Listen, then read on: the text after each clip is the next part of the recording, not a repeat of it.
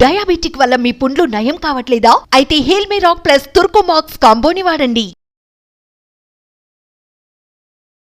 నమస్తే ప్రదీప్ జోషి గారు. శ్రీమాత్రే. ప్రతి ఒక్కళ్ళు ముందస్తుగా మనల్ని అడిగేది ఏంటంటే 12 రాశుల వారు ఒక్కొక్క రాశి వారు మాకు ఏ విధంగా ఉండబోతుంది, ఈ సంవత్సరం కలిసి వచ్చే అవకాశం ఉంటుందా, వ్యాపార రీత్యా, ఉద్యోగ రీత్యా, వివాహ రీత్యా, పెట్టుబడుల రీత్యా ఎక్కువగా మనల్ని అడుగుతూ ఉంటారు. ఎస్పెషల్లీ అంటే ప్రతి ఒక్కరు అనుకునేది ఏంటంటే ఈ ఇయర్ కలిసి రాలేదు, నెక్స్ట్ ఇయర్ బహుశా బాగుండే అవకాశం ఉంటుంది, మన ఎక్స్పెక్టేషన్స్తో ఎక్కువగా ఉంటుంటారు.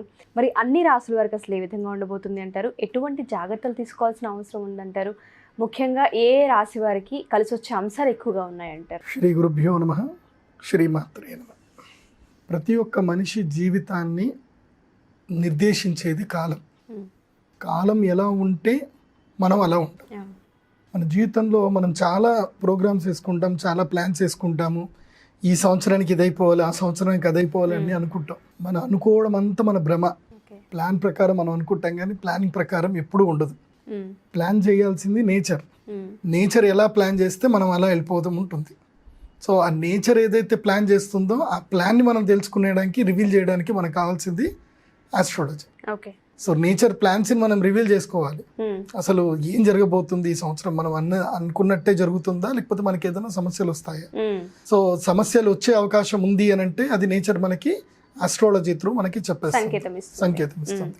సో అలా ఈ సంవత్సరము దాదాపు 4-5 రాశుల వారికి చాలా బాగుంది. ఒక 6 రాశులకి బాగా ఉండదు. ఎప్పుడైనా గుర్తుపెట్టుకోండి, ప్రతి సంవత్సరంలో 6 రాశులకి బాగా ఉండదు, 6 రాశులకి బాగుంటుంది. మనం ఏదో న్యూ ఇయర్ అనుకుంటున్నాం, బికాస్ 2023 అనేసరికి న్యూ ఇయర్ అనుకుంటున్నాం. హవెవర్ మనకు న్యూ ఇయర్ అంటే ఉగాది నుంచే. కాకపోతే ఏంటంటే ఇప్పుడు ఏం జరుగుతుందంటే జనవరి 26వ తారీఖు 2023 నుంచి గ్రహాలు మొత్తం మారిపోతున్నాయి అన్నమాట. అంటే ముఖ్యంగా గ్రహాల మార్పులో ఏంటంటే కనుక శని, గురువు వీళ్ళిద్దరే చాలా లాంగ్ టర్మ్గా వెళతారు. మిగతా గ్రహాలన్నీ కూడా ఎవ్రీ మంత్, 3 మంత్స్కి ఒకసారి, 6 మంత్స్లోకి ఒకసారి గ్రహాలన్నీ మారుతూనే ఉంటాయి. మారని గ్రహాలు ఏమైనా ఉన్నాయి అని అంటే అది గురుగ్రహము, శనిగ్రహము. గురుగ్రహం ఏంటంటే 12 మంత్స్కి ఒక్కసారి మారుతాడు, 12 నెలలకు ఒకసారి మారుతాడు. శనిగ్రహము 2.5 సంవత్సరాలకు ఒకసారి మారుతాడు.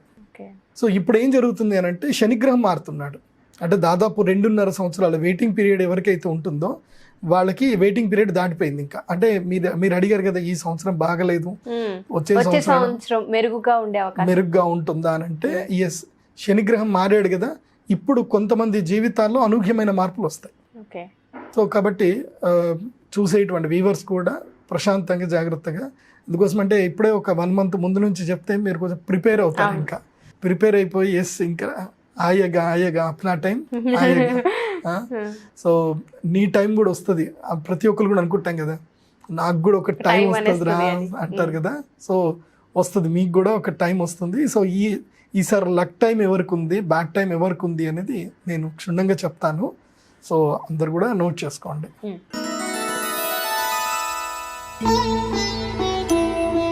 సార్, మరి ఈ నూతన సంవత్సరం మనం చూసుకుంటే వృశ్చిక రాశి వారికి అసలు ఏ విధంగా ఉండబోతుంది అంటారు? ప్రత్యేకించి వ్యాపారం, దాంతోపాటు వివాహ ప్రయత్నాలు, ఉద్యోగ ప్రయత్నాలు చేసే వారందరికీ ఈ నూతన సంవత్సరం కలిసి వచ్చే అవకాశం ఉంటుంది అంటారు.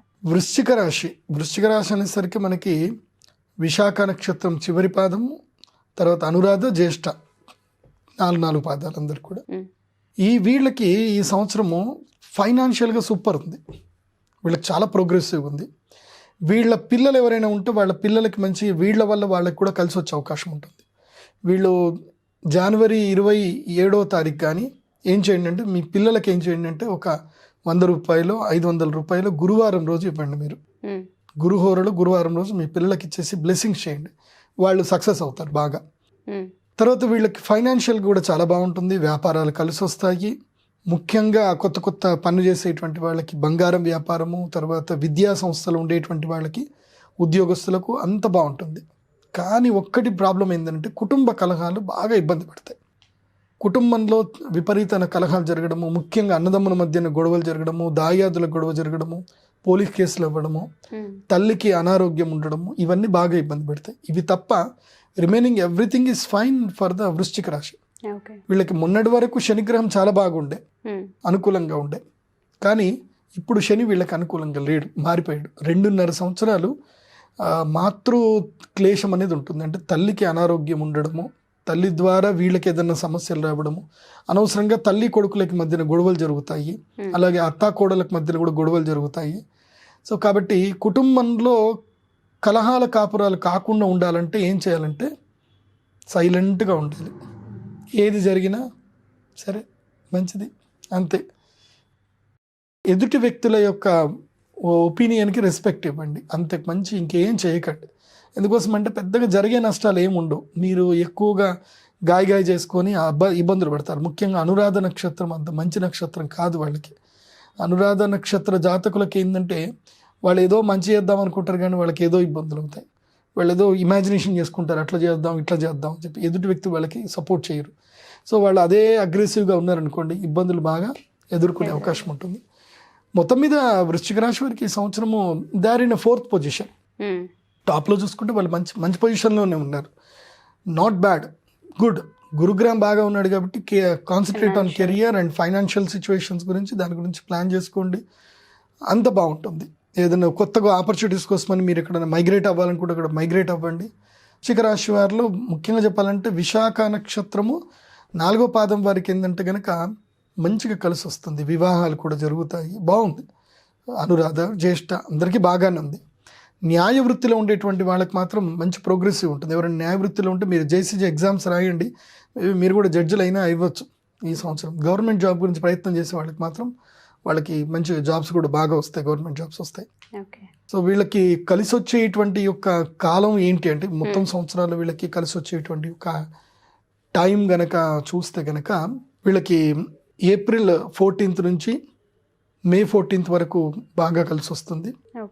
అక్టోబర్ 14th నుంచి నవంబర్ 14th కలిసి వస్తుంది. ఆ తర్వాత ఫిబ్రవరి 14th నుంచి మార్చ్ 14th కలిసి వస్తుంది. సో ఈ టైమ్స్ మీకు అన్ని కూడా కలిసి వస్తాయి. సో ఎప్పుడైతే కనుక సూర్యగ్రహము మారుతూ ఉంటాడో అప్పుడప్పుడు లక్ కలిసి వస్తుంది. ప్రతి ఒక్కరికి కూడా తమ జీవితంలో ప్రతి ఒక్కరికి ఒక 1 yearలో సూర్యుడు 3 సార్లు లక్ ఛాన్స్ ఇస్తాడు ఎవ్రీ పర్సన్కి. అస్సలు రాశి బాగా లేదనుకునే వాళ్ళకు కూడా 3 ఛాన్సెస్ ఉంటాయి. ఒక ఇయర్లో 3 ఛాన్సెస్, అది 3 months లక్ టైం ఉంటుంది. ఆ 3 months లక్ టైంని కరెక్ట్గా ఆస్ట్రాలజర్ దగ్గర కూర్చొని నాకు ఈ సంవత్సరం ఏం లక్ టైం అండి నాకు చెప్పండి, పోతే పోను ఒక 10,000 ఇవ్వండి, ఒక 20,000 ఇవ్వండి. జోషి దగ్గర రావాలంటే 25,000 పెట్టాలి.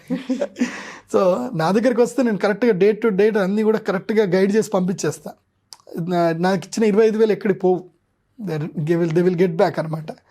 సో కాబట్టి ఏం చేయాలంటే ప్లాన్ చేసుకోవాలి, ఈ ఇయర్ ఏం చేయాలి. ముఖ్యంగా బిజినెస్ చేసే వాళ్ళకే నేను బిజినెస్ చేసే వాళ్ళకి అపాయింట్మెంట్ ఇస్తాను. ఉద్యోగం చేసే వాళ్ళకి నువ్వు నీ డే మంచిగా ఉన్నా డే మంచిగా లేకపోయినా నువ్వు అదే ఉద్యోగం చేస్తావు. ఓకే, నీకు ఆగస్టు మంచి ఉంది, సూపర్ లక్ ఉంది అని అంటే నీ కష్టంతో నీ లక్ అంతా కూడా నీ ఓనర్ కొట్టేసుకుంటాడు తప్ప నీకేం రాదు. ఆగస్టు మాత్రం ఫుల్ శాలరీ పడవచ్చు, అంతకుమించి ఏమి ఉండదు నీకు కదా. సో ఉద్యోగం చేసే వాళ్ళకి లక్ అనేది రాదు. ఎందుకోసమంటే వాళ్ళు లక్ రాకుండా వాళ్ళని గిరిగీసి కూర్చుంటారు కదా ఉద్యోగం చేసేవాళ్ళు. సో ఉద్యోగం చేస్తూనే ఏదైనా పార్ట్ టైం చేస్తూ ఉంటే దాంట్లో ఏదైనా కలిసి రావచ్చేమో, కానీ వ్యాపారం చేసేటువంటి వాడికి మాత్రం నేను అపాయింట్మెంట్ ఇస్తాను, వాళ్ళకి కలిసి వస్తుంది. సో వృశ్చిక రాశి వారు ఎట్టి పరిస్థితుల్లో ఆస్ట్రాలజర్ని కలవండి, ప్లాన్ చేసుకోండి అసలు మీ ఫ్యూచర్ ఏంది, ఈ ఇయర్ మొత్తం ఎట్లా చేయాలి ఏం కథ అని ప్లాన్ చేసుకోండి. సో ఈ ఇయర్లో వచ్చే లక్ డేస్ ఏంటి నోట్ చేయించుకోండి, ముందుకెళ్ళండి, బాగుంటుంది. మెయిన్గా ఏంటంటే వృశ్చిక రాశి వారు ఈ సంవత్సరం అంతా కూడా దుర్గాదేవి ఆరాధన చేయండి. ఎందుకోసమంటే మాతృక్లేశం కాబట్టి ప్రతి మంగళవారము తప్పకుండా, మంగళవారం కానీ సోమవారం కానీ లేదా శనివారం కానీ ఏదైనా ఒక రోజు ఎంచుకోండి, దుర్గాదేవి దేవస్థానానికి వెళ్ళండి. రాహుకాలంలో తప్పకుండా నిమ్మకాయ దీపాలు వెలిగించండి, రెమెడీస్ చేసుకోండి. ఎందుకోసమంటే మీ అమ్మగారి యొక్క హెల్త్ నీ జాతకం ద్వారా కూడా ప్రభావం ఉంటుంది కాబట్టి మీ అమ్మని జాగ్రత్తగా చూసుకోండి, అమ్మని ప్రేమగా పలకరించండి. ఈ వీడియో చూడగానే వెళ్ళి అమ్మ కాళ్ళు పట్టుకోండి, అమ్మ కాళ్ళు ఒత్తండి. ఏమైందిరా ఎందుకు నొక్కుతున్నారంటే జోషి గారు చెప్పారమ్మా అర్ధాష్టమ శని ఉందట, అమ్మకు ఆరోగ్యం బాగుండదట, అమ్మ నీకు ఏం కావాలన్నా చెప్పమ్మా, నువ్వు ఎక్కువ ఈ సంవత్సరం కష్టపడకమ్మా, కావాలంటే వంటకు నేనే కూరగాయలు కట్ చేసి ఇస్తా, ఏవో చాకు కూడా కోసుకోవచ్చేమో నేనే కట్ చేసి ఇస్తానని చెప్పేసి అని మీ అమ్మకి హెల్ప్ చేయండి. ఈ సంవత్సరం గ్యాస్ సిలిండర్ దగ్గర కానీ అక్కడ కానీ అన్నీ చెక్ చేయండి. ఎందుకోసమంటే ప్రమాదాలు ఎక్కువ. ఓకే, వృశ్చిక రాశి వారికి మాతృగండం ఉంటుంది. ఓకే, సో ఈ విషయాల్లో జాగ్రత్త తీసుకోవాలి, అమ్మని ప్రేమగా చూసుకోండి. ఓకే, సో చూసారు కదా, ఖచ్చితంగా ఈ రాశివారి పరిహారాన్ని పాటించండి. దాంతోపాటు ప్రదీప్ జోషి గారిని ఎవరైనా కన్సల్ట్ అవ్వాలి అనుకుంటే కింద స్క్రోల్ అవుతున్న కాంటాక్ట్ నెంబర్ని కాంటాక్ట్ చేసి మీరు పూర్తి వివరాలు తెలుసుకోవచ్చు. Thank you.